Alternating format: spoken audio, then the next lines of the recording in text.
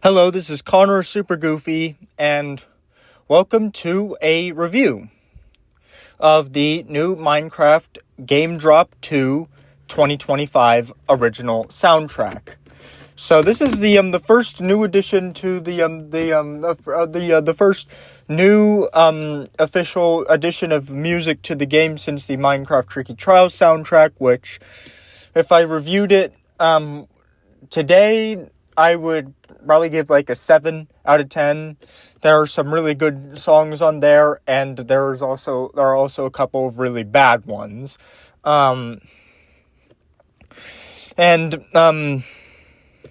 Obviously, when I first heard that there was a new soundtrack for this upcoming game drop, the game drop that includes like the Happy Ghast and stuff.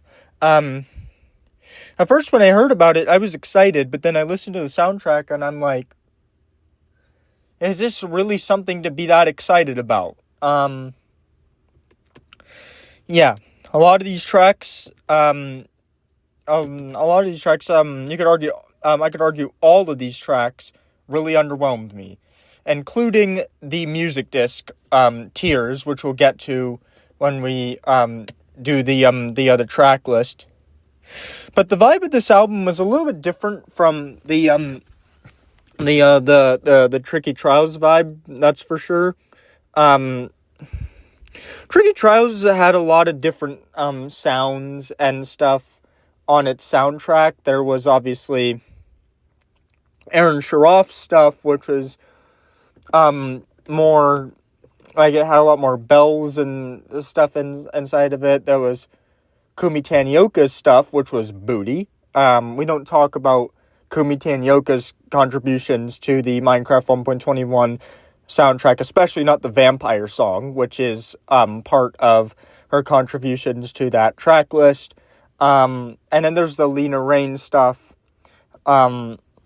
which, like, Lena Raine had more variability. Like, Aaron Sharoff kind of had his own sound on the Minecraft 1.21 soundtrack.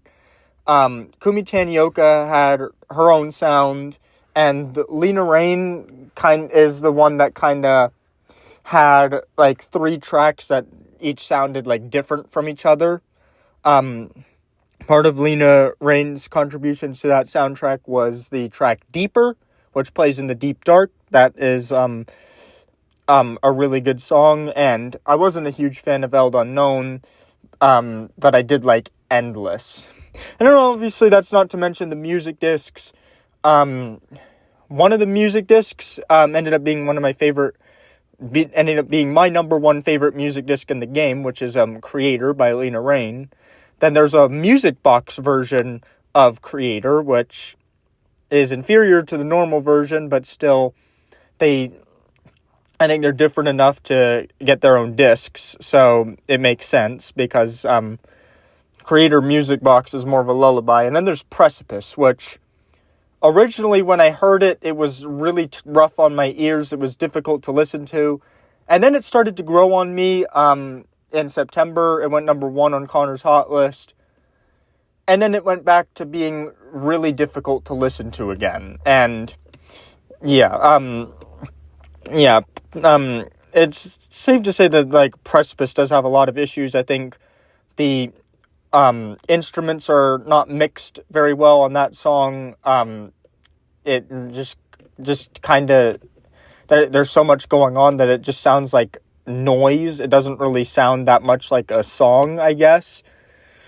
And that brings us to this soundtrack, which all 5 of the ambient tracks are basically going for like the same vibe. There's the same sound to it.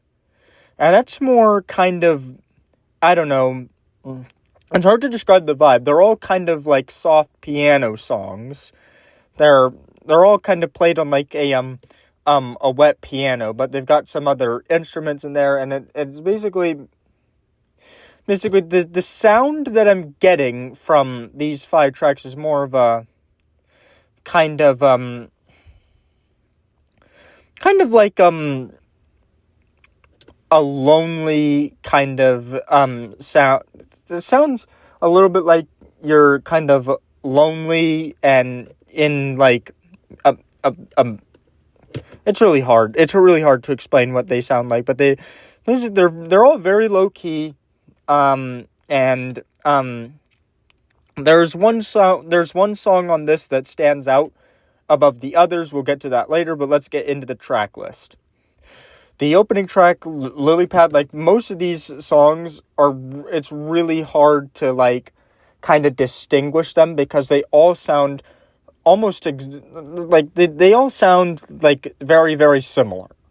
And we have the opening track, Lily Pad, which I was obviously not crazy about.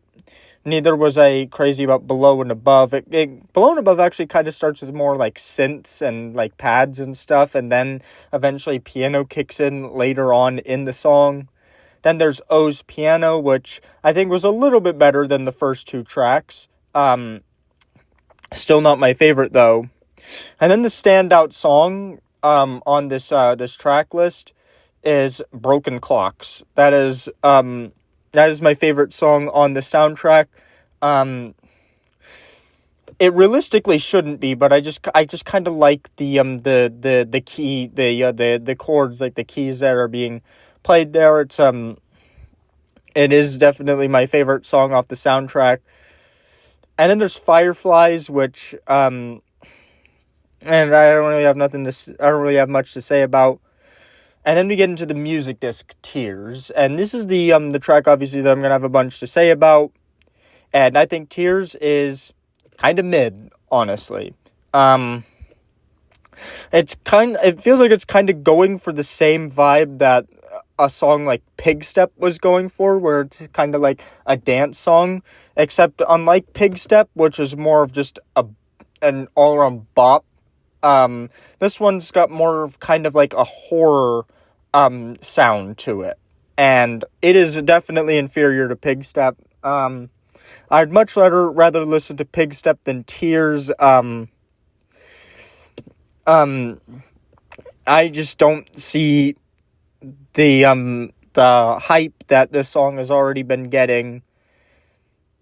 I would just rather listen to like Tears is basically just a worse Pig Step, is what I'm trying to say. It's a slightly more eerie and spookier Pig Step, but it's a worse Pig Step by every measure imaginable. And yeah, that was my review of the soundtrack.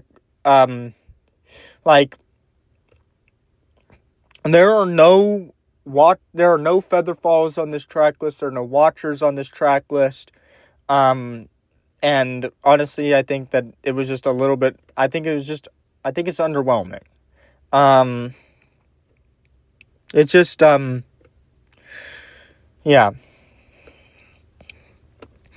a little bit disappointing because we waited a year after the 1.21 soundtrack to get this, but guess we'll wait for next year.